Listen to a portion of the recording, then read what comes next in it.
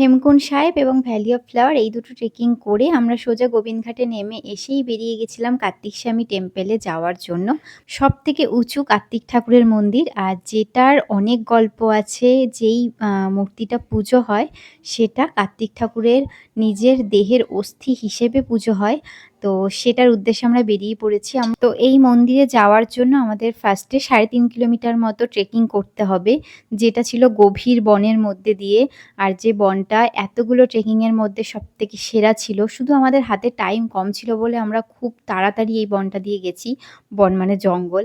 যাই হোক, কিন্তু খুব ভয়ানক একটা জঙ্গল, যেটা আমি ছোট, ছোট ক্লিপে তোমাদের সাথে শেয়ার করেছি। কিন্তু সত্যি কথা, এখানে না আসলে এই এক্সপেরিয়েন্সটা বুঝতে পারবে না। এরকম জঙ্গলের মধ্যে দিয়ে, তাও আবার এরকম লাল রঙের চেলি চারিদিকের গাছে লাগানো, এবং টিপ আর চুড়ি প্রত্যেকটা গাছে লাগানো। যদিও এটা আমরা প্রথমে ভুল অনুমান করেছিলাম, এবং পরে জানলাম যে বনদেবীর যে পুজো হয়, সে বনদেবীর পুজো হিসেবে এগুলো সবাই গাছে লাগিয়ে যায়। তো যাই হোক, সবটা খুবই ভালো আর খুবই মানে ভয়ানক একটা সিচুয়েশন। তো এখান দিয়ে রাতে কোনোভাবেই ফেরা আমার পক্ষে তো সম্ভব না, যেটা আমি তোমাদের সাথে আগেও বলেছি, এখনও বলবো। কিন্তু এই মাঝে মাঝে যে দৃশ্যগুলো দেখছি সেগুলো তো অসাধারণ। খুব তাড়াতাড়ি আমরা ওপরে উঠেছি, এবং ৩.৫ কিলোমিটার ওপরে ওঠার পরে আমরা যেখানে থাকবো, মানে একটা হোমস্টে, এখানে কেউ থাকে না। যারা বুকিং করে তারা এখানে একটা ছোটখাটো হোমস্টে মতো করা, এখান থেকেই মানে খুব সুন্দর পরিষেবা পাওয়া যায়। তো সেই হোমস্টেতে আমরা কোনো রকমে রুমগুলো দেখে ব্যাগটা রেখেই সোজা দৌড়ে, দৌড়ে উপরে চলে গেছি। যে এখন আমাদের আরও ১.৫ কিলোমিটার মতো সিঁড়ি বেয়ে ওপরে মানে মেন মন্দিরটায় পৌঁছতে হবে। আর এই এত দৌড়োদৌড়ির কারণ একটাই, যে আমাদেরকে পুরো টাইম মতো সূর্যাস্ত যাওয়ার আগেই উঠতে হবে, তাহলে আমরা সূর্যাস্ত দেখতে পারবো। যদিও সেদিনকে প্রচণ্ড পরিমাণ কষ্ট হচ্ছিল, কিন্তু এই যে সিঁড়িটায় পা দিলাম না, এই সিঁড়িটায় পা দেওয়ার পরে আর কোনো কষ্ট লাগছিল না। মনে হচ্ছিল চলে এসেছি, এ কটা সিঁড়ি অনায়াসে মানে পার করে ফেলতে পারবো। এতটাই ভালো লাগছিল। আর যত এগোচ্ছি তত বেশি আনন্দ হচ্ছিল। আর চারপাশটা তোমাদেরকে দেখাই, যে চারপাশটা এতই সুন্দর যে ওই কষ্টগুলো কোনোভাবেই কোনো দিক থেকে তোমার গায়ে লাগবে না।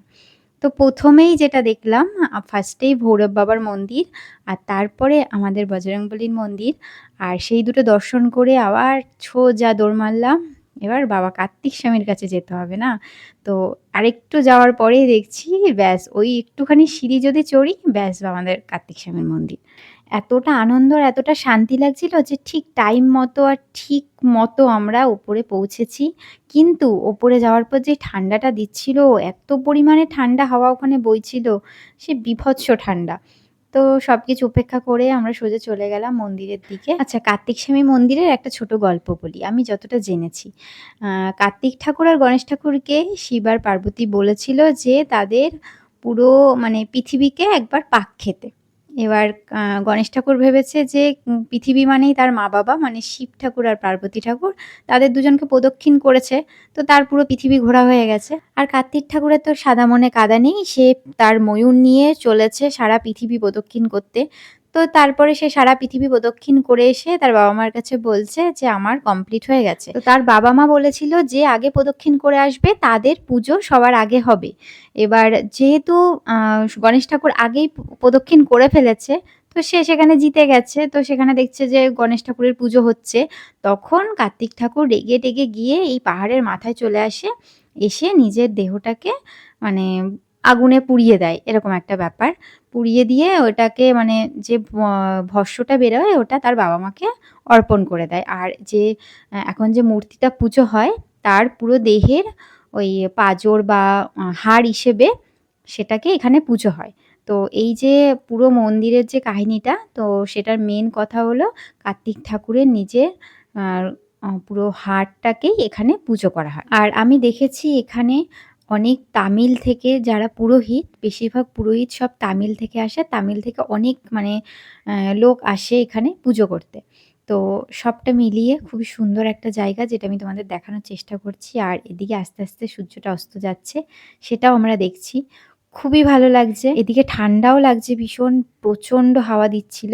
তারপরে আমরা ওপরে সূর্যাস্ত দেখে ঝটপট নিচে চলে আসলাম, কারণ আমাদের জন্য পকোড়া আর এদিকে চা রেডি হয়ে গেছে, যেটা হোমস্টে থেকেই আমরা পেয়ে গেছিলাম। তো হোমস্টে থেকে ওগুলো দেওয়ার পরে আমরা খেয়ে নিলাম। আর সাথে আমাদের যেটা মিসিং ছিল এতদিনের মুড়ি মাখা, আমরা এক জায়গায় হয়ে মুড়ি মাখতে পারিনি। সেটা সুন্দর করে মাখা হলো। মুড়ি মাখা খেয়ে বা মুড়ি মাখা খেতে, খেতে আমি ১০০ বার বাইরে গেছি। কারণ এই জায়গাটা এতটাই সুন্দর, এতটাই সুন্দর, আমার কোনোমতে এখানে ঘরে থাকতে ইচ্ছে করছিল না। কিছুক্ষণ পরেই শুনছি বাইরে অনেক বাদ্যযন্ত্রের আওয়াজ হচ্ছে। আমি ছুটে গেলাম আর এদিকে মুড়ি মাখা হচ্ছে। আমি খুব কম খেয়েছি কিন্তু তাতে কিচ্ছু অসুবিধা নেই। বাইরে যে দৃশ্যটা দেখেছি সেটা অসাধারণ।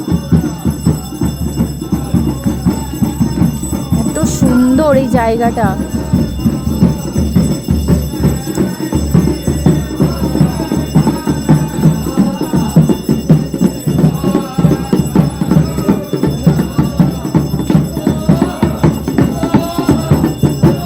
আসলে এখানে পুজো হচ্ছিল আর যার অনুভূতিটা অসাধারণ। আর আসার পরে এনার সাথে আলাপ হয়, এনার নাম বাবা।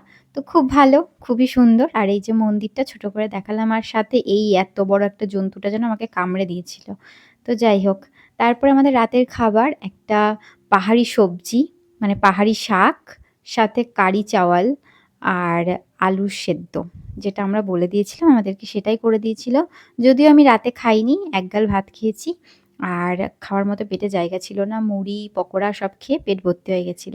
আর এখানে ওনারা 9:30 থেকে 10টার মধ্যে ঘুমিয়ে পড়বে। কারণ সকালবেলায় অনেক সকালে উঠতে হয় তো।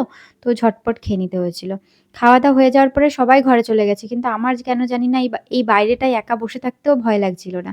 আমি ঠিক এই সিঁড়িটার এখানটায় বসেছিলাম। ব্যাস এইভাবেই রাতটা কেটে গেল। তারপরে ঘরে চলে গেছি কিছুক্ষণ পরে।